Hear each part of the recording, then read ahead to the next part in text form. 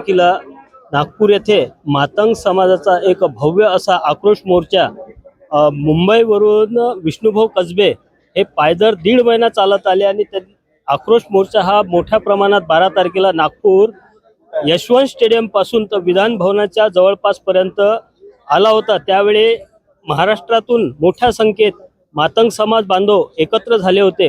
आपल्यासोबत आज विधान भवनाच्या परिसरात धामणगाव मतदारसंघाचे आमदार प्रताप अडसळ हे आहेत। आपण त्यांना विचारू की दादा, या मातंग समाजाच्या अबकळ उपवर्गीकरणाच्या बाबत मोर्चा इथं काढण्यात आला होता, याबद्दल आपलं काही मत सांगाल?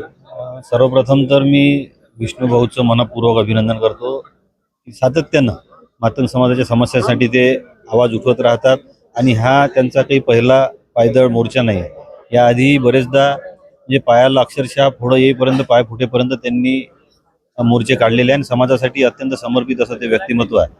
मला थोडंसं दुःखानं सांगावंसं वाटते की त्या मोर्चाला मी भेट देऊ शकलो नाही, कारण सभागृहामध्ये उपस्थित राहून ते प्रश्न मांडणं जास्त आवश्यक होतं, परंतु जास्त वेळ संधी मिळाली नाही। परंतु मी एक आश्वस्त करू शकतो की मातंग समाज हा अत्यंत दुर्लक्षित आहे आणि जे काही आरक्षणाचे लाभ आहेत ते अजूनही त्या समाजापर्यंत पाहिजे त्या प्रमाणात पोहोचले नाही।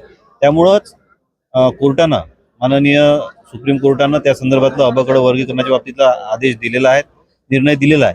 आणि माझीही शासनाला मागणी असेल की ह्या प्रत्येक दुर्लक्षित घटकाकडे तो लाभ पोहोचावा, शासनाच्या योजना पोहोचाव्या, आरक्षणाचे लाभ पोहोचावे आणि अतिशय वाईट स्थितीत असलेला घटक आणि समाज आणि कुटुंब हे एका चांगल्या अवस्थेत येणं गरजेचं आहे आणि त्यासाठी अबकळ वर्गीकरण या दृष्टीनं करणं आवश्यक असल्यामुळं ते शासनानं त्वरित या संदर्भातला निर्णय घेऊन त्यांची आकडेवारी व्यवस्थित काढून, कारण महत्त्वाचा मुद्दा आकडेवारीचा त्यामध्ये आहे, तर ती संख्या काढून त्याची जनगणनेमध्ये त्या सगळ्या गोष्टींचा समावेश करून लवकरात लवकर हे लागू करावं, जेणेकरून संपूर्ण समाज वेगवेगळे जे घटक मागासवर्गीय आहेत, एस सी समाजामध्ये आहेत, त्या प्रत्येकाला न्याय मिळेल याकरता मी माझ्या वतीनं 100% शासनाकडे पाठपुरावा करीन आणि मी पूर्ण समाजही माझ्या पाठीशी नेहमी राहिलेला आहे। मी मातंग समाजाच्या पाठीशी 100% आहेच आणि यासाठी जेवढं शक्य असेल तेवढं माझ्याकडून मी पूर्ण प्रयत्न करेन। तर नक्की दादाचं असं म्हणणं आहे की त्या दिवशी